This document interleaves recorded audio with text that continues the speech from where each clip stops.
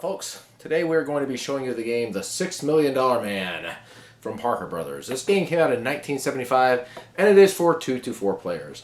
Now the $6 Million Man is another kid's game, and the object of this game is you are going to try to prove that you are the real $6 Million Man. And how are you going to do that? By winning the game. Nope, you don't have to worry about going to any courts or anything like that to prove yourself. You just simply have to win the game. And the way you're going to be winning this game is you have to try to complete 4 assignments before anybody else does. So without further ado, let's show you how to play. Okay everybody, welcome to the game. Let's go ahead and show you off the components.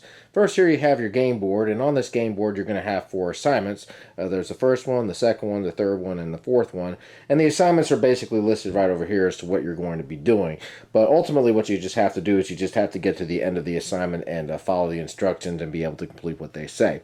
Right here you have your little tokens over here. These are just simple pictures of Mr. Steve Austin over here, not Stone Cold Steve Austin, but Steve Austin in his jogging suit. Right there you've got your spinner, and right here you have what are called your power cards. And I'll show you some of what these cards can do here in just a little bit. I'm going to just set this game up for 2 players, so let's just say we have 2 players over here.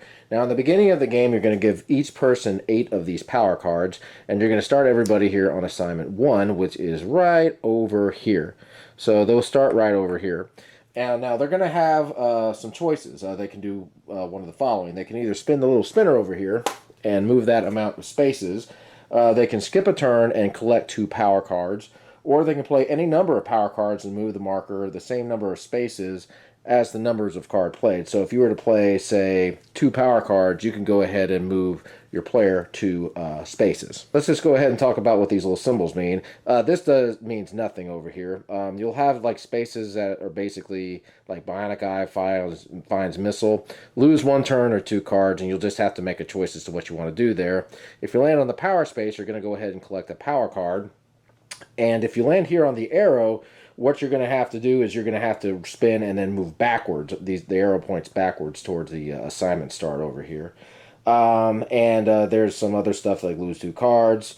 And in order to complete the assignment, you have to land here, and you don't have to land by exact count. And you just simply have to follow what the instructions say. In this case, if you spin 5, you will just simply move on to the next assignment if you get 5 or more. Now, if you don't end up spinning a 5, you're going to have to give up a power card and try again. You'll get up to 3 times to do this, and if on the 3rd time you don't end up getting it, you'll go ahead and spend a power card and move on to the next assignment. So basically what you're going to do, let's just say player 1 goes ahead and spins, and he spins a 2, so he will go 1, 2, and then it says move ahead 5 spaces. So they'll go 1, 2, 3, 4, 5. And right there, he will go ahead and collect one of these power cards over here. So let's just say player 2 decides he's going to go ahead and spend 2 of his power cards and move here to the perfect launch, and then he will be right here. Now if both of these guys are in the same space like so, they're going to have what is called a bionic battle. Both players are basically going to go ahead and spin the spinner like so. Whoever has the highest is going to take a power card and move that number of spaces. So let's say player 1 spun a 3, player 2 spun a 3, let's say he spun again, and he spun a 4. So in this case, player 1 will give player 2 a power card, like so, and then he will go ahead and move 4. 1, 2, 3, 4.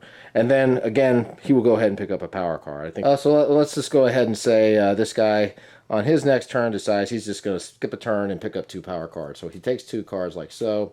And this guy, he decides he's going to go ahead and spin. He spins a 4, so he'll go 1, 2, 3, 4, and they'll go ahead and have another bionic battle, and so on and so forth. So let's just say somebody ended up landing over here. This would make him go backwards. He would spin, and then he would move back 6. So he go 1, 2, 3, 4, 5, 6. And so let's just say he gets over here to the end of the assignment, and what he has to do is spin 5 or more, and so he'll just simply spin the spinner. Let's just say he spins a 5. He will then move on to assignment 2 and then start assignment number 2. And essentially what's going to happen, the game is going to keep on going on like this. You'll have to get over here to do assignment 3, and then go here to do assignment 4. And once you get over here to this part, you just simply spin 5 or more, and you will return to the bionic lab, and whoever is the first person to get to the bionic lab after completing the 4th assignment is going to win the game. So my thoughts on the $6 Million Man. Well, as a kid's game, I think it works well for kids. It's got some simple little decisions that you can make as far as playing power cards to move, as far as spinning the spinner, and things of that nature. For adults, I think this game is a little bit too simple. One of the problems is that if you have an opponent that is really far ahead of you, it's really tough to catch up. You just have to get really, really lucky. So I think that if you can add like some house rules, like maybe say play a few power cards in order to move your opponent back, like do a trade-off or something of that nature, that might make the game more challenging. But as far as the theme goes, I like the little power card emblems and the way the board looks in some respects. Some themed game boards off of TV shows like Laverne and Shirley do a really good job of showing off the theme. Like Laverne and Shirley is real 70s looking. This game, not so much. It's got a really white board. It's got some nice little fluorescent colors on it, but it's kind of a plain board.